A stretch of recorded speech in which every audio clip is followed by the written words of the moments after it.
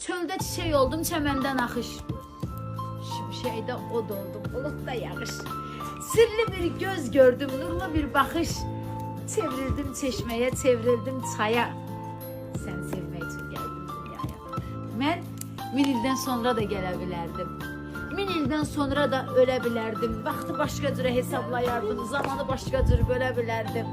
Düşüb sən doğulan həftəyə, aya. Vallahi səni sevmək üçün gəldim dünyaya. Səsini eşitdim, səsdən səs aldım.